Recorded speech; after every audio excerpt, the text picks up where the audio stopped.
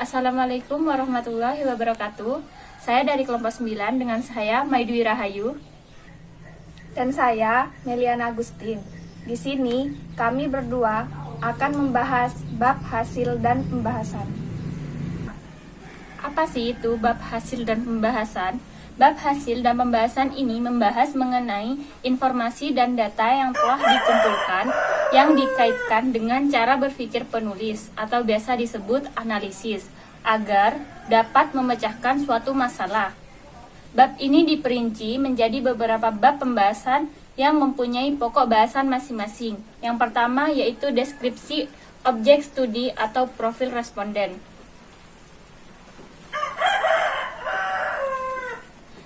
Deskripsi objek studi merupakan hasil dan gambaran dari tempat atau lokasi pengamatan yang diperoleh dari data sekunder yang dijelaskan. Contoh data sekunder yaitu membaca koran.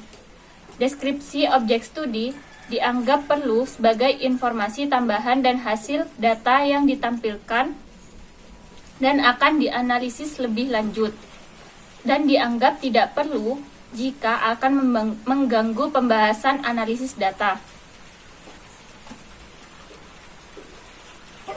Selanjutnya, profil responden.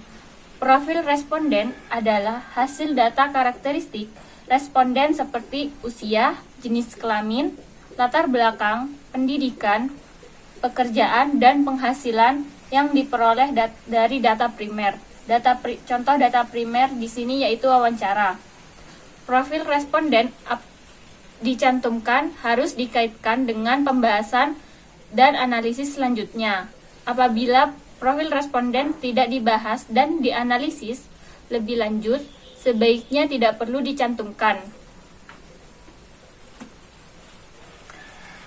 Yang kedua, analisis data. Pada bab ini lebih mengutamakan penjelasan hasil, data dan informasi yang lebih dipilih. Kemudian, menganalisisnya secara sistematis, terperinci, dan kritis, sesuai kerangka pemikiran penulis. Kerangka pemikiran merupakan strategi dan pendekatan penulis guna memecahkan suatu masalah. Selanjutnya adalah persiapan analisis. Sebelum data dianalisis, perlu dilakukan persiapan guna memudahkan analisis data lebih lanjut. Pertama, data dan informasi diperiksa atau disebut juga dengan editing. Pemeriksaan data dan informasi dapat dilihat dari 4 macam. Yang pertama yaitu kejelasan data, yang kedua kejelasan makna, yang ketiga relevansi data atau informasi, yang keempat atau yang terakhir yaitu keseragaman kesatuan data. Selanjutnya, data dan informasi tersebut diberikan scoring ataupun coding jika diperlukan. Coding adalah kegiatan mengklasifikasi data dan memberi kode untuk masing-masing jawaban, sehingga memudahkan dalam penyimpanan data.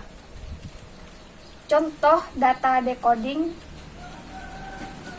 ada 2.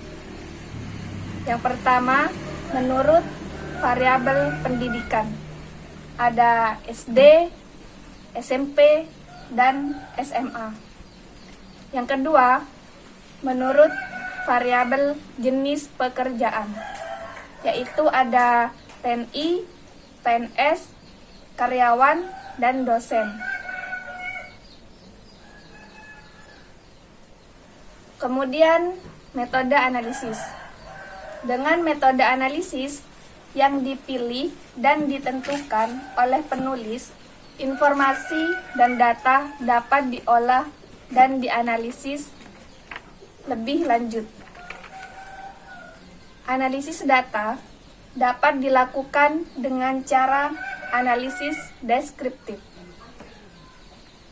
Analisis deskriptif yaitu teknik analisis dengan cara menyimpulkan data mentah dalam jumlah besar sehingga hasilnya dapat ditafsirkan.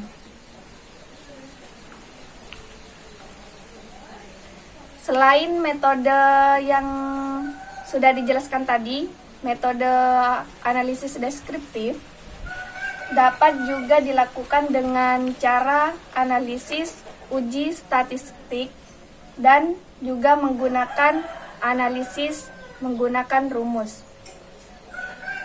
Data atau informasi perlu dianalisis lebih lanjut agar dapat menguji hipotesis atau mendapatkan bahan untuk perumusan kesimpulan.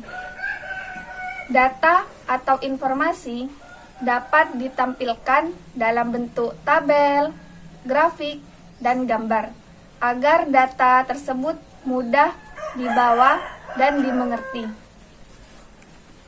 Sekian presentasi dari kelompok kami. Apabila ada pertanyaan, kritik, saran akan dibahas setelah presentasi ini.